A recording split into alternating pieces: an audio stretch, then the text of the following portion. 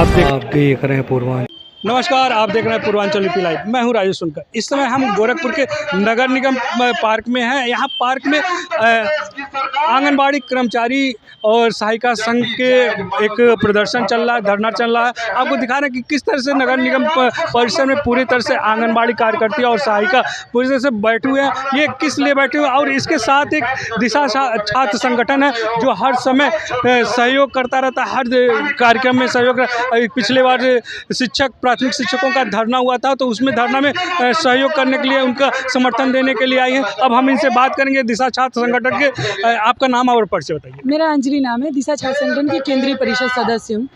और हम लोग अभी आंगनबाड़ी और सहायिका का जो आंदोलन यहाँ चल रहा है लक्ष्मीबाई पार्क नगर निगम में, हम इनके इस आंदोलन का समर्थन करते हैं, क्योंकि एक एक करके कर्मचारियों पे, चाहे वो रेलवे के हों, बीएसएनएल के हों, चाहे शिक्षक हों, सब पे कोई ना कोई ऐसी नीति बनाई जा रही है जो उनके हितों को छीन रहा है, उनके हितों पर हमला कर रहा है। अभी आंगनबाड़ी वर्कर्स में संविदा पर नई भर्तियाँ हो रही हैं और जिसमें 10,000 पर एजुकेटर रखे जाएंगे 11 महीने के लिए।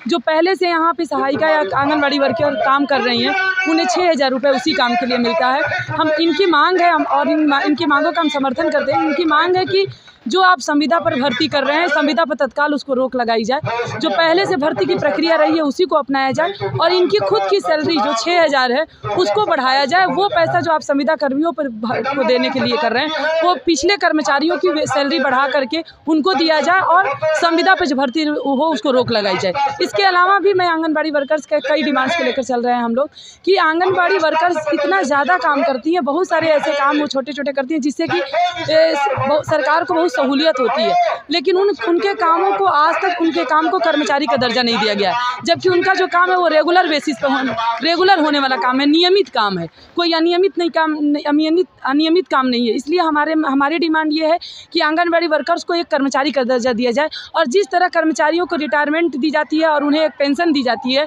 उस तरह की व्यवस्था आंगनबाड़ी वर्कर्स के लिए भी हो। आप लोग का संगठन है दिशा छात्र संगठन, तो छात्रों का संगठन है, तो ये कर्मचारियों का अब समर्थन में करने आ जाती हैं। कभी प्राथमिक शिक्षा शिक्षकों के समर्थन में आ गई, आज आंगनबाड़ी के समर्थन में आ गई। क्यों? देखिए, मैं एक छात्र हूँ, लेकिन अभी जिन नीतियों से इन पर हमले हुए हैं ना, वो नीतियाँ छात्रों पर भी हमले कर रही हैं, मजदूरों पर भी कर रही हैं। और वो नीतियाँ हैं आर्थिक उदारीकरण, निजीकरण की नीतियाँ, जो लागू तो हुई थी 1991 में, और धीरे धीरे करके सरकारी पूरे तंत्र को आज ऐसा बना दिया गया है कि वो या तो लचर हालत में है या उसको बेच करके प्राइवेट हाथों में सौंप दिया गया है। अब सरकार की यही मंशा है ना कि जिसमें जो थोड़े बहुत सरकारी काम हो रहे हैं उसको भी संविदा पे ठेके पर दे देना, और उसकी वजह से बेरोजगारी पैदा होती है, महंगाई पैदा होती है। जैसे आपका रेलवे प्राइवेट हो जाएगा तो महंगाई बढ़ जाएगी, टिकट महंगा हो जाएगा। दूसरी बात, जो वहाँ काम करने वाले लोग हैं संविदा पे काम करेंगे 8,000 10,000 पे, जो 10 लोग काम करते थे उस 5 ही लोगों से कराया जाएगा, तो बेरोजगारी पैदा होगी। तो ऐसे में ये छात्रों पर भी हमला है, और हम ये मानते हैं कि नीतियों से अगर छात्र, कर्मचारी और मजदूर तीनों प्रभावित हो रहे हैं तो हमें इकट्ठा होकर इन नीतियों का विरोध करना चाहिए। और इसलिए हर जायज़ उन मांगों का हम समर्थन करते हैं, चाहे वो कर्मचारियों का हो या मजदूरों का हो।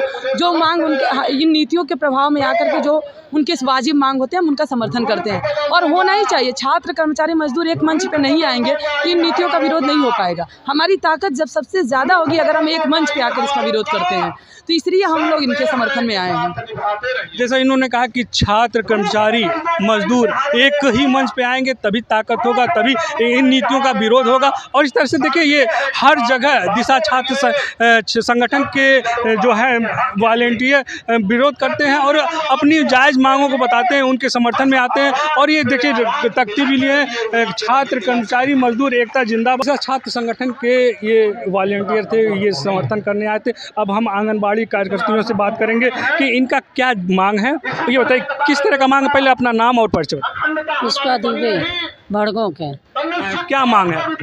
मांग यही है कि हम लोग को सरकारी कर्मचारी बना दें। आज जो मानदेय मिल रहा है वो भी नहीं आ रहा है, 4 महीने से बंद है, मिल नहीं रहा है। तो बताइए हम लोग क्या करें?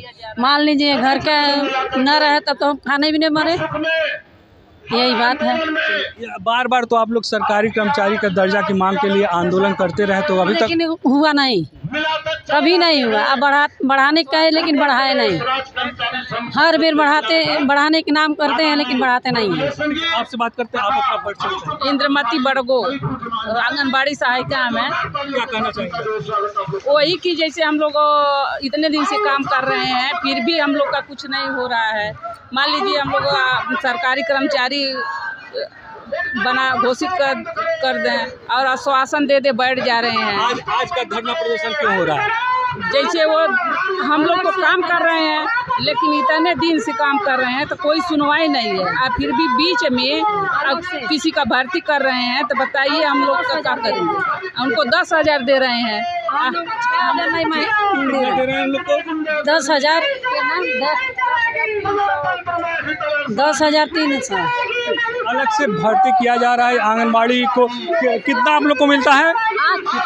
3500 हमको मिलता है। आंगनबाड़ी के 7,000 में 6,000। 6,000।